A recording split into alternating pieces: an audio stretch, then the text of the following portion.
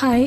நம்ம இந்த வீடியோவில் வந்து உங்கள் பர்சன் வந்து உங்களை மிஸ் பண்ணுறாங்களா அப்படின்னு தான் பார்க்க போகிறோம். கலெக்டிவ் ரீடிங் தான். யாருக்கு மேட்ச் ஆகுதோ அவங்க பாருங்கள். சில போர்ஷன் மேட்ச் ஆகும், சில போர்ஷன் மேட்ச் ஆகாது.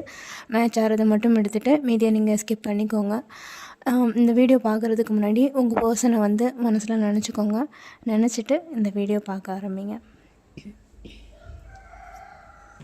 சரி, நம்ம பார்க்கலாம் உங்கள் பர்சன் வந்து உங்களை மிஸ் பண்ணுறாங்களா இல்லையா அப்படின்னு.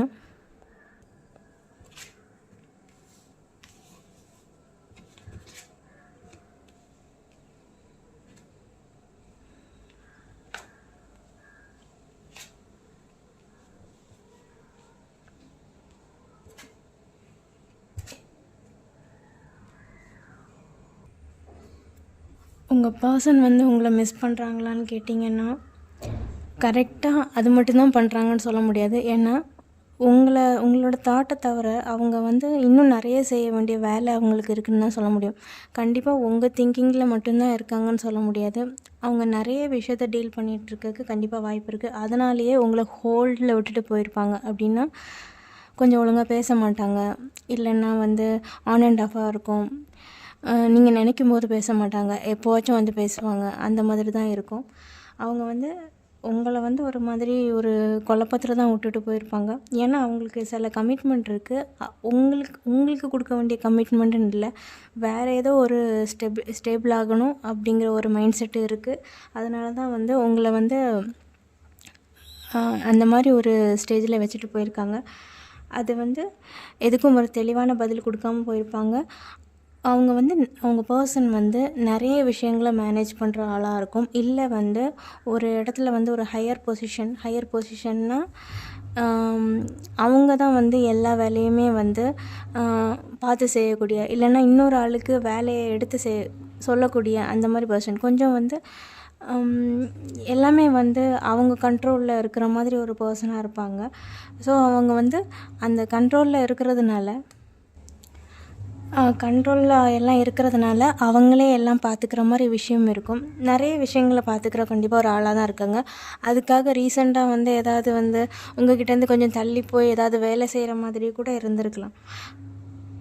இல்லை வந்து அவங்க பார்த்துட்ருக்க வேலையிலே வந்து வேலைன்னு கிடையாது, என்ன பார்த்துட்ருக்காங்களோ, என்ன பொறுப்பில் இருக்காங்களோ அதில் ஏதாவது ஒரு ப்ராப்ளம்ஸ் ஏதாவது க்ரியேட் பண்ணியிருப்பாங்க மற்றவங்க. அதை சரி பண்ணுறதுக்காக இவங்க எங்கேயாவது போகிறது, இல்லை வந்து ஏதாச்சும் வந்து பேலன்ஸ் பண்ணுறதா இருக்கட்டும், இல்லை அதில் ஏதாவது ஒரு வெளியில் போய் ஏதாவது பண்ணுறதா இருக்கட்டும். இங்கேருந்து பண்ண முடியாது, வெளியே போய் தான் பண்ண முடியும் அப்படின்னு ஏதாவது சுச்சுவேஷன்ஸ் இருந்தால் கொஞ்சம் தள்ளி போகிறதா இருக்கட்டும். இங்கேருந்து ஒரு ட்ராவல் பண்ணி போகிற டிஸ்டன்ஸ், அங்கே ஏதாவது போய் பிரச்சனையை சால்வ் பண்ணணும் அப்படிங்கிற ஒரு மைண்ட் செட்டில் வந்திருப்பாங்க. அவங்களுக்கு வந்து நிறைய த்ரெட்டன் வந்திருக்கும். ஒர்க்குன்னு கிடையாது, அவங்க பார்த்துட்டுக்க ஒரு விஷயத்தில் யாராவது வந்து டென்ஷன் பண்ணியிருப்பாங்க. அதாவது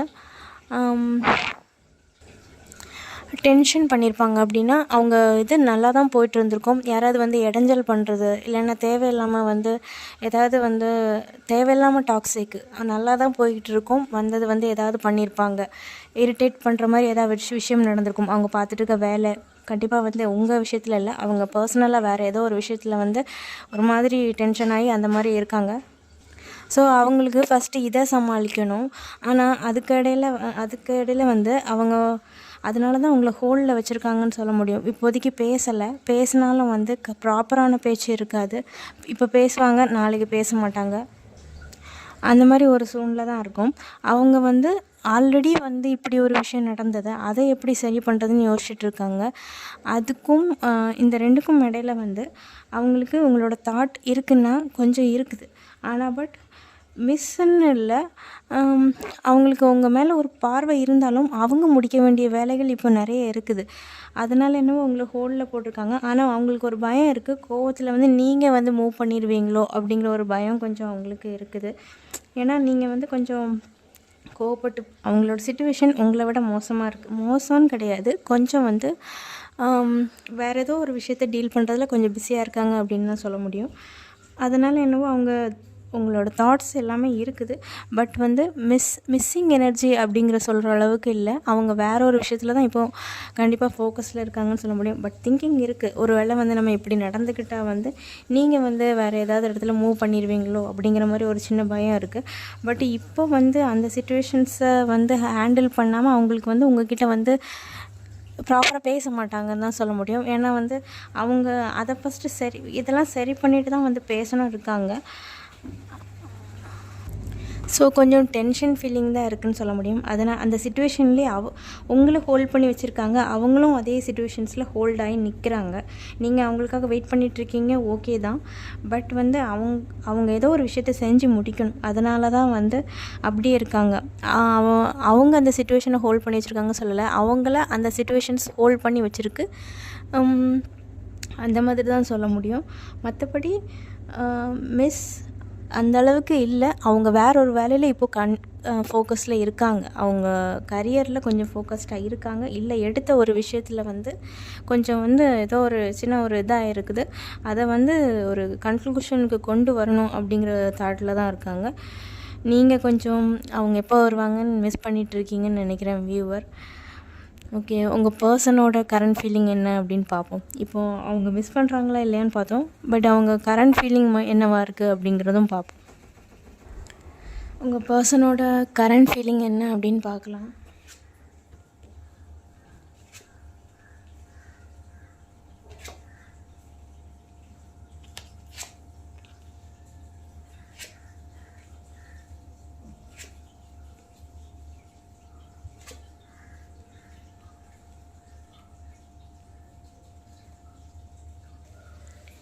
உங்கள் பர்சனோட கரண்ட் ஃபீலிங் என்னென்னு பார்க்கலாம். கொஞ்சம் பேர்டனாக இருக்காங்க, அதான் சொன்ன மாதிரி தான். ஏதோ ஒர்க் இல்லைன்னா அவங்க எடுத்து பண்ண விஷயம், இல்லைன்னா வந்து இது வரைக்கும் பார்த்துட்டு இருந்த விஷயம், ஏதோ ஒரு விஷயத்தில் ஏதோ ஒன்று சின்ன ஒரு சடனாக ஏதோ ஒரு த்ரெட்டண்ட் மற்றவங்க இன்வால்வ் ஏதாவது குழப்பியிருப்பாங்க. இல்லைன்னா யாராவது ஒருத்தவங்க ஏதாச்சும் பண்ணி இருக்கிற சுச்சுவேஷனை கொஞ்சம் குழப்பி விட்ருப்பாங்கன்னு வச்சுக்கோங்க. அதனால் என்னவோ கொஞ்சம் என்னதோ வந்து டிஸ்டர்ப் பண்ண மாதிரி இருக்காங்க. டிஸ்டர்ப் இல்லை, அதை ஃபஸ்ட்டு முடிக்கணும். அதுக்காக தான் வந்து உங்ககிட்ட அமைதியாக இருக்காங்கன்னா நீங்கள் வந்து மிஸ் பண்ணலை அப்படிங்கிற மாதிரி எடுத்துக்க வேணாம். அவங்க அதை முடிக்கணும்.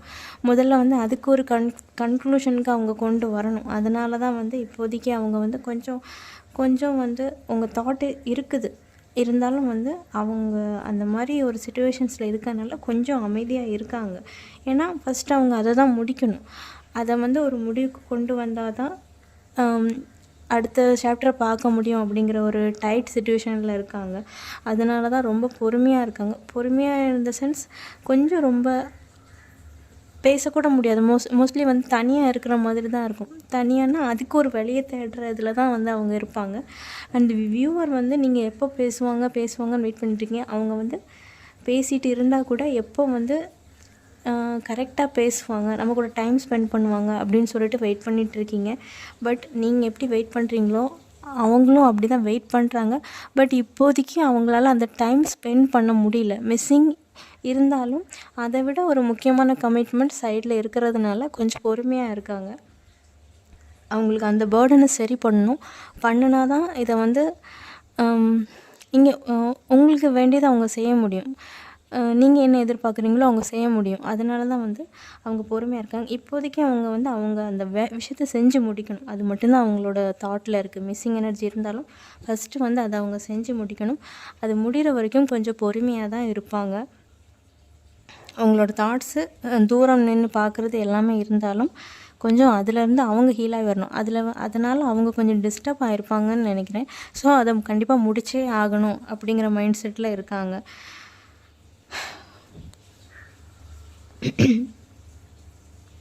அதை ஒன்ஸ் வந்து அதில் வந்து கரெக்டாக வந்து கொண்டு வந்துட்டாங்க அப்படின்னா நீங்கள் எதிர்பார்க்குறது இருக்கும்.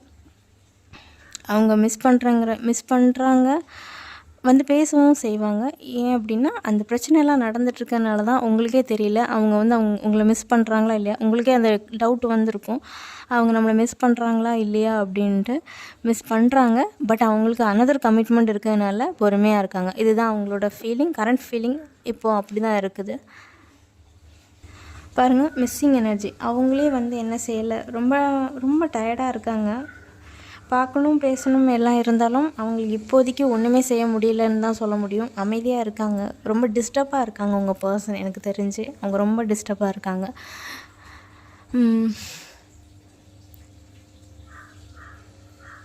முடிஞ்சால் நீங்களும் வந்து பதிலுக்கு பதில் அவங்கள தப்பாக நினைக்காம கொஞ்சம் வந்து புரிஞ்சிக்க ட்ரை பண்ணுங்கள். உங்களுக்கு கைடன்ஸுக்கு ஒரு 3 கார்ட்ஸ் எடுக்கலாம், என்ன வருதுன்னு பார்ப்போம். உங்களுக்கு கைடன்ஸுக்கு ஒரு 3 கார்டு எடுத்திருக்கோம், என்ன வந்திருக்குன்னு பார்க்கலாம்.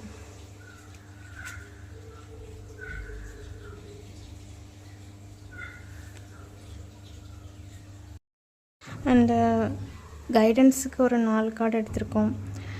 அதில் வந்து ஓகே, உங்கள் 2 பேருக்குள்ள ஒரு நல்ல ஒரு நல்ல ஒரு அண்டர்ஸ்டாண்டிங் எல்லாமே இருக்குது.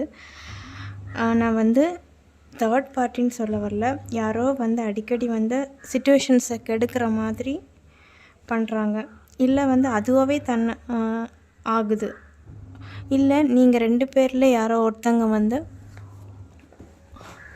நல்லா இருக்க சிச்சுவேஷன்ஸில் கெடுக்கிற அந்த மாதிரி ஒரு ஆளாக இருக்கிறதுக்கு வாய்ப்பு இருக்குது. அப்படின்னா தெரிஞ்சு பண்ணுறீங்க அப்படின்னு சொல்லலை, ஏதாவது ஒரு விஷயம் பண்ணியிருப்பீங்க, அது அதுவாகவே க்ரியேட் ஆகும், அந்த மாதிரி பாய்சனஸாக க்ரியேட் ஆகிறதுக்கு வாய்ப்பு இருக்குது. அந்த மாதிரி தான் சொல்கிறேன். அண்ட் உங்கள் பர்சன் வந்து இப்போ உங்கள்கிட்ட நோ கான்டாக்டில் இருக்காங்கன்னா மேபி வந்து இந்த ரிலேஷன்ஷிப் ஓவர்னு கூட சொல்லிட்டு போயிருக்கலாம். பட் வந்து அது வேணுமா வேண்டாமா அப்படிங்கிறத நீங்கள் தான் முடிவு பண்ணணும். ஏன் அப்படி சொல்கிறேன்னா, உங்களுக்கே தெரிஞ்சிருக்கும் இது முதல் வாட்டி நடக்குதா இல்லை அடிக்கடி நடக்குதா அப்படிங்கிறது. ஸோ வந்து ஹெல்த்தியான ரிலேஷன்ஷிப்பாக இருந்தால் இதை நீங்கள் வச்சுக்கலாம், இல்லைன்னா வந்து நீங்களும் வந்து மூவ் பண்ணி போகலாம். உங்களுக்கு தான் தெரியும் இது வந்து முதல் வாட்டி நடக்குதா இல்லை வந்து அகெயின் இந்த மாதிரி தான் பண்ணிக்கிட்டு இருக்காங்களா அப்படிங்கிறது உங்களுக்கு தான் தெரியும். அடிக்கடி இந்த மாதிரி பண்ணிக்கிட்டு இருக்காங்களா அப்படிங்கிறது உங்களுக்கு தான் தெரியும். ஸோ வந்து நீங்கள் அவங்களுக்காக வெயிட்டும் பண்ணலாம், இல்லை போகிறதா இருந்தால் நீங்கள் போகவும் செய்யலாம் அப்படிங்கிற ஒரு இது தான் வந்திருக்கு. ஏன்னா இதே பேட்டர்ன் திருப்பி நடந்துகிட்டு இருந்தால் அதில் கண்டிப்பாக ஒரு ஆள் வந்து அதாவது அவங்க போத் 2 பேருக்குமே வந்து ப்ராப்ளம்ஸ் இருக்கலாம். பட் வந்து ஒருத்தங்களுக்கு வந்து இல்லை எனக்கு தான் ப்ராப்ளம்ஸ் ஜாஸ்தி இருக்குதுன்னு சொல்லிட்டு ஒரு ஆளை ஹோல்ட் பண்ணி வச்சுட்டு போகும்போது அது ஒன் டைம் வந்து ஓகே அவங்களுக்கு ப்ராப்ளம் இருக்குது அப்படிங்கிற மாதிரி இருக்கும். பட் அது வந்து ரிப்பீட்டடாக நடக்கும்போது நமக்கே வந்து ஒரு மாதிரி தோண ஆரம்பிச்சிடும். ஏன்னா அவங்களுக்கு மட்டும்தான் பிரச்சனை இருக்கா, நமக்கு இல்லையா அப்படிங்கிற மாதிரி ஒன்று தோண ஆரம்பிச்சிடும். ஸோ வந்து உங்களுக்கு தெரியும் இதே பேட்டர்ன் ரிப்பீட் ஆகிட்டே இருக்குது அப்படின்னா நீங்கள் வந்து உங்களோட வேயை சூஸ் பண்ணிக்கலாம்.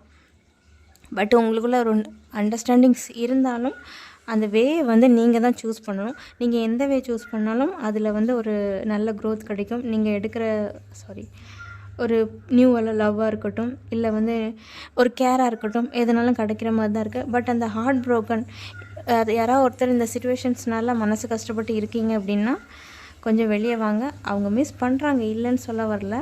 பட்டு இருந்தாலும் வந்து அந்த பேட்டர்ன் வந்து ரிப்பீட்டடாக ஆகக்கூடாது. அதாவது அவங்களோட விஷயத்துக்காக ஒரு ஆளை ஹர்ட் பண்ணிக்கிட்டு அந்த மாதிரி பண்ணுறதுங்கிறது சரி வராது. அதனால தான் அப்படி சொல்கிறேன். மூவ் பண்ணுறதும் மூவ் பண்ணாததும் வியூவரோட விருப்பம்தான். பட் வந்து இந்த சிச்சுவேஷன்ஸ்னால ஒரு ஆள் வந்து கண்டிப்பாக ஹார்ட் ப்ரோக்கன் ஆகிருந்தீங்கன்னா கொஞ்சம் அதுலேருந்து வெளியே வாங்க. அடிக்டிவாக இருக்க வேண்டாம், உங்களுக்கு பிடிச்சது செய்யுங்க. இது ரிப்பீட்டடாக நடக்கிற மாதிரி தான் இருக்குது. மேக்ஸிமம் கார்ட்ஸ் பார்க்கும்போது ரிப்பீட்டடாக இதே மாதிரி தான் பண்ணிகிட்ருக்காங்கன்னு நினைக்கிறேன். 1 மினிட். இல்லை நீங்கள் கொஞ்ச நாள் வந்து நல்லா இருந்தீங்கன்னா மறுபடியும் வந்து அதே பேட்டர்ன் ரிப்பீட் ஆகும், அந்த மாதிரி தான் இருக்குது. மேக்ஸிமம் கண்டிப்பாக சொல்கிறேன், இது வந்து திருப்பி நடந்துகிட்ருக்க மாதிரி தான் இருக்குது. இது ஃபஸ்ட் டைம் நடக்கிற மாதிரி தெரியல. என்ன பிரச்சனைனாலும் உங்களை வந்து ஹோல்ட் பண்ணிவிட்டு அதை முடிச்சுட்டு வர்ற மாதிரி, ஒரு ஆள் வந்து அதையே திங்க் பண்ணிகிட்டு இருக்க மாதிரி, அந்த மாதிரி பேட்டர்ன் மாதிரி தான் இருக்குது. பட்டு உங்களுக்கு வேணுமா வேண்டாமா அப்படிங்கிறத நீங்கள் தான் சூஸ் பண்ணணும். ஏன்னா வந்து ஒரு ஆள் இதில் காத்துட்ருக்கிற மாதிரி இருக்குது, இன்னொரு ஆள் அவங்க வேலையெல்லாம் முடிச்சுட்டு கடைசியாக வந்து உங்களை பார்க்குற மாதிரி இருக்குது. அதனால் ஒரு ஆள் வந்து கொஞ்சம் ஹர்ட் ஆவீங்க. ஸோ மிஸ் எனர்ஜி இருக்குது. பட் கார்மிக் பேட்டர்னாக வேண்டாம். Choice is yours. ஓகே, உங்களுக்கு இந்த வீடியோ பிடிச்சிருக்கு, ரெசினேட் ஆச்சு அப்படின்னா லைக் ஷேர் கமெண்ட் பண்ணுங்கள். ரெசினேட் ஆனவங்க கமெண்ட் பண்ணுங்கள். Thanks to watch this video. Thank you so much all. Thank you.